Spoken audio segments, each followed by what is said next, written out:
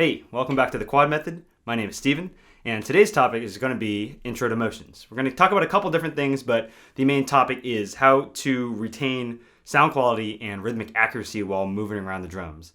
These are some general themes that I think everybody should know how to do. So it's nothing too specific, nothing too advanced, so I think it's something anybody can take away from. So hope you enjoy.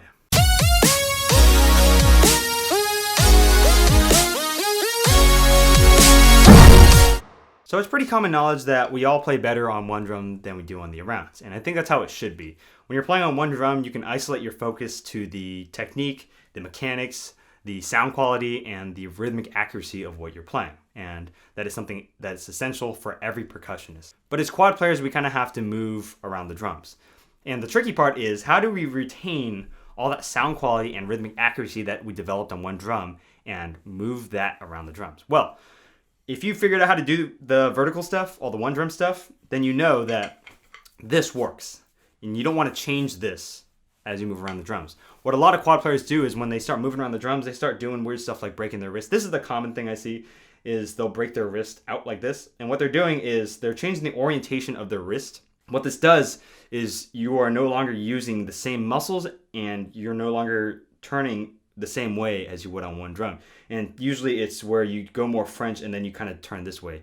And what you're doing is you end up doing this kind of gyroscopic motion with your wrist, especially when you start doing scrapes and stuff like this. And it's a bad habit to learn. A, it doesn't sound good. B, you're not retaining the integrity of the technique. And C, you're just more prone to injury. Your wrist is not really meant to do that a whole lot. So if we're not moving drum to drum by turning our wrists, how do we get around the drums? Well, I would suggest try pivoting from the elbows. And what this does is it allows you to have a wider range of motion while retaining everything from the forearm down. Now you don't have to change any of this to get from drum to drum. All you're doing is pivoting from the elbow. And this keeps everything nice and simplified. You know, all the around stuff, getting drum to drum, it all comes from up here. Your larger muscle groups, all the stuff that in regards to how to play into the drum, play into the head, that's all down here.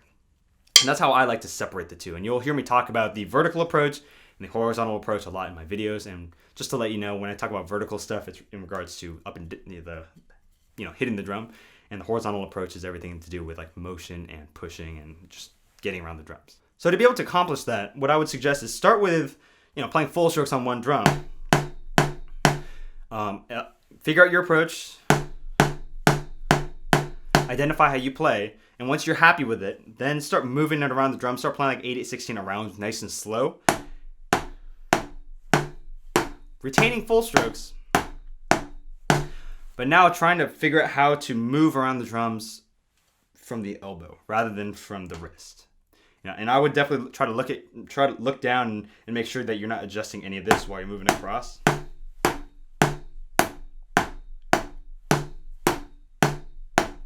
Make sure you're not sacrificing your full stroke quality either. So once you do that, once you can figure that out, just start taking it faster and faster, and you'll start to realize that you're able to get around more comfortably, and you're not going to feel so stressed out down here. At first it's gonna feel like you're doing a lot more work because you're using larger muscle groups that maybe you haven't used before. But if you keep doing it, you'll build those muscles, you'll build speed, and it's going to be a lot more efficient and healthy for you.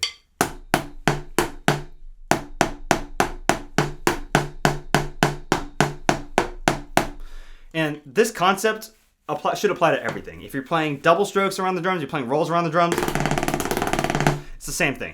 The way you approach diddles on one drum or double strokes should not really change a whole lot while you're moving. Just take this package, take whatever you're doing here, and move it around from up here. Even when you're playing scrapes, you should be trying to maintain good double stroke quality and not click your sticks.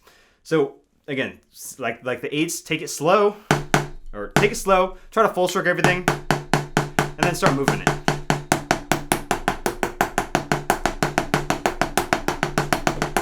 Anyways, hope that helps.